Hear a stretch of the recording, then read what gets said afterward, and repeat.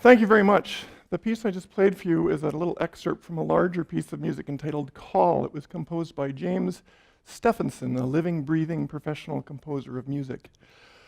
I'm not here to promote his music or anyone else's specifically, and it's very important to me that you understand that I'm not here to prioritize the quality or meaning of anyone's style of music over another. My motivation for playing that little excerpt for you is simply to demonstrate that I've taken music seriously in my life. I've had a wonderful career so far in music. It's meant a lot and done a lot for me. And through my career of teaching, writing, and playing music, I've listened to a lot of music. And over the past few years, I've become concerned about how our relationship to music is changing. I believe that our fundamental relationship to music is changing in ways that we should all be concerned about, whether or not you're a music lover like me or not. I hope that you're able to listen and not just hear what I played for you. Listening to music is an active and integrative experience. It's an act of being present in mind, body, and spirit in purposeful and intentional kinds of ways, which engage the audience and the performers alike. Hearing music is much more passive. We go to concerts to listen to music, and you hear music in elevators and shopping malls and in department stores. People like me often refer to the latter as muzak. So music and muzak are at the ends of kind of an experiential spectrum in which we're either engaged or unengaged or partially engaged with music. And you might think that music affects us because we're paying attention to it, and muzak does not, but I can assure you that that's not the case. Music in all of its forms affect us all deeply. I'd like to talk a little bit about the history of music in very, very broad and general terms. Now, it's very common knowledge that virtually all traditional cultures worldwide have had music deeply embedded within them, and that music was in these cultures, and still is in certain parts of the world, central to many cultural traditions and social traditions. Music in these settings was designed to do something very important to and for people. The late professor of mythology, Joseph Campbell, talked at length about how traditional cultures worldwide had ceremonies for going to war, for peace, for birth, for death, for when boys were to become men, when girls were to become women, and many other important rites of passage. Campbell talked about how it was the artist or the shaman in these settings who usually played the central role in propagating these cultural rites of human passage forward. And again, music was central to these activities.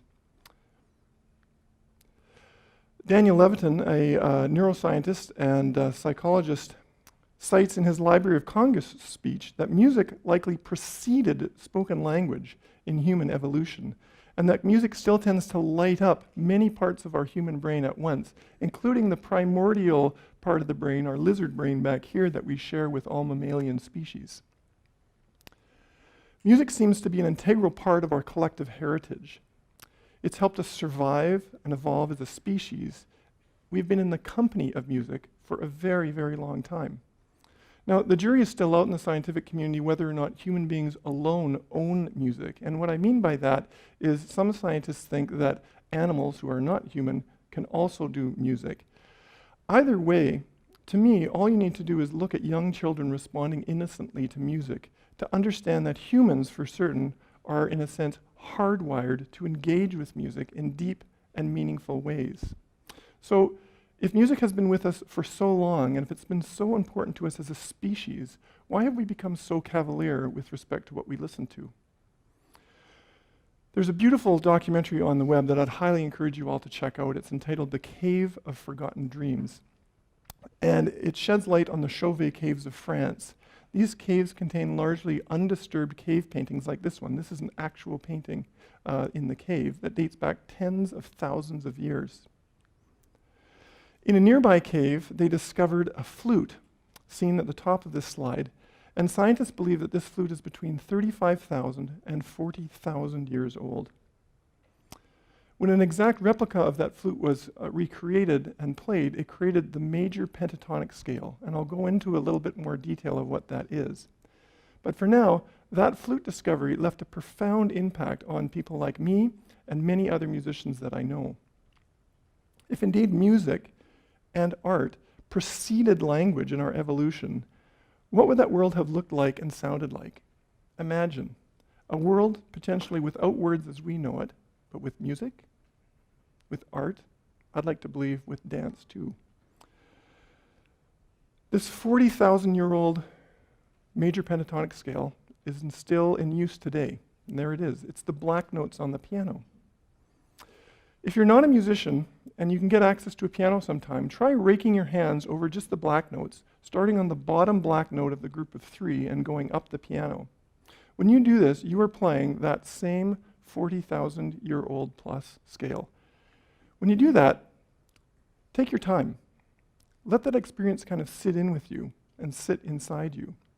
It's important that you realize that the person who manufactured that ancient flute from a hollow bird bone from which it was created, they drilled holes in that flute in very specific spots to create that very specific scale sound. When I play music using that same scale, I sometimes have an experience that somehow links me to those ancient beings in ways that it's impossible to put into words, all through that little 5-note scale. Let me play the scale for you.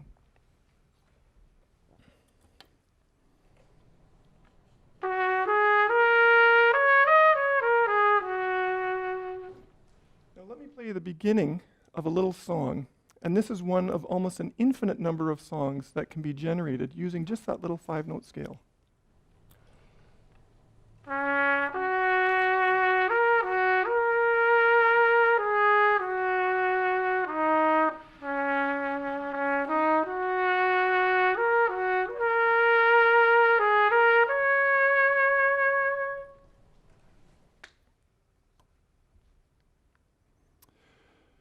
If we accept that we're in some ways hardwired to experience music in a way in which is informed by thousands of years of communal listening, communal music making, a question arises for me that I'd like you to consider.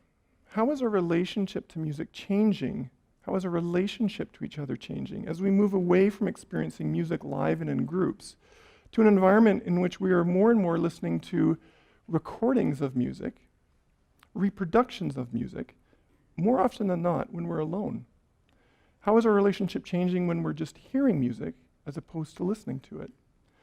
To explore this question, I'd like to approach it from kind of a strange angle and talk to you about a concept entitled confirmation bias. So, confirmation bias is the tendency to favor information that reinforces our pre-existing beliefs, our biases. We've seen a sharp rise in confirmation bias in the news media, for example, where people now select the news media outlet from the variety of options out there that best fit their idea of how the world works or how they think the world ought to work. When people purchase books online, retailers suggest similar books. When people watch streamed movies, at the end of the movie it says, here's another movie that's 98% matched to what you just watched. We're being encouraged to read the same books and watch the same bloody movies over and over again. And people are loving it. We've seen a sharp rise in musical confirmation bias through an ever-growing sense of musical homogeneity reinforced by logarithms on the internet. This leads to people knowing what they like because they like what they know. It's comfortable. Confirmation bias limits us from experiencing the world in new or even just in alternative ways. And technology is discouraging us from experiencing music and the world in old and more traditional ways. So again, how is this affecting us? If music has been with us as a species for at least 40,000 years, again, perhaps before we had spoken language, if it's a strong and powerful social bonding tool that can be used to help regulate our lives individually and collectively, as in groups, if it can be used to inspire and express the very best of our humanity, including the sensual that cannot be expressed in any other way, then we must accept that music, not the lack of music, but music itself, also has the capacity to diminish our community, to dull our humanity, to unenlighten us, to unregulate us. And in general, it has the power to influence us into behaving in the most inhumane of ways. Music affects us all that deeply throughout that whole spectrum.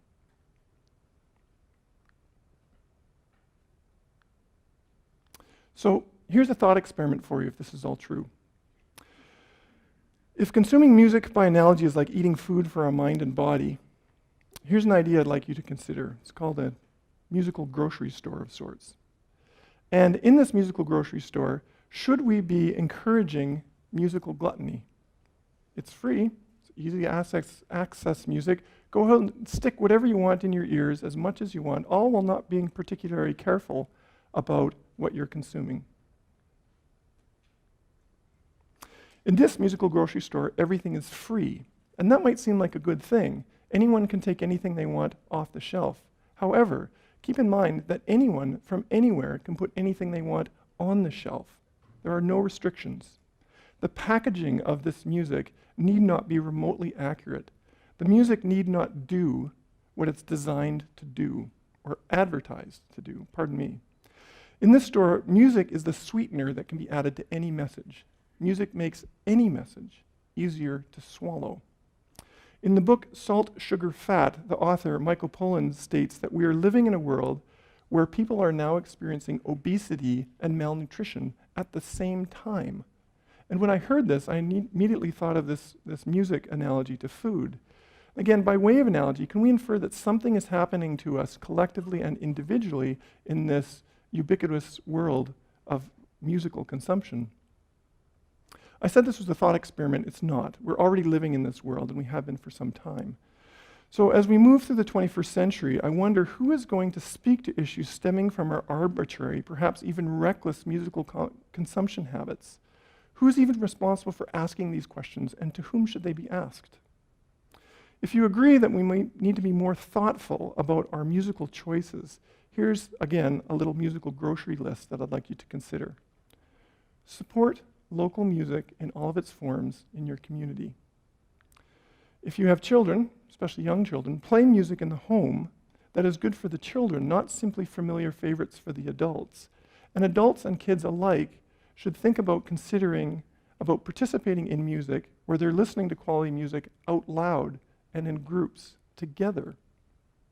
Learn a little bit about the musicians and the composers who are writing the music that you're listening to. Try to figure out their message. And I'd consider you let yourself listen to a piece of music multiple times before drawing quick conclusions about it. In this regard, I'm asking you to consider working a little bit to try to understand music that doesn't quite sit well with you. Maybe it's not familiar to you. It might be a little quirky. Give it a chance. In terms of reeling against confirmation bias, I'd like to invite someone out there to develop a logarithm for the internet that encourages diversified listening behaviors in people, rather than the current system, which is encouraging ever more tightened confirmation biases. It's limiting the music that we listen to. I'm not suggesting that in any way we develop governmental controls with respect to what we're allowed to listen to. Suggesting anything like this would be absurd and useless. However, I am saying that should you abdicate your right to choose what to listen to, rest assured that others in our community and abroad will do their utmost to influence how you think and feel through music, because they understand how impactful and influential music is. I began this talk saying that I hope you were able to listen and not just hear that little piece of music I played for you. If you thought I was asking you to listen like a trained professional musician, then you're mistaken. I was asking you to take music and music's effect on us seriously, to listen to music with the same intent that I believe our ancestors did 40,000 years ago. Doing so, I believe, will lead to a world with less extreme politics, a world in which people are more compassionate and tolerant of each other's differences, a world in which we are more sensitive to the array of issues that confront us all every day, and we have big issues to deal with. This can all be achieved through engagement with one another through music. So thank you, and please listen carefully.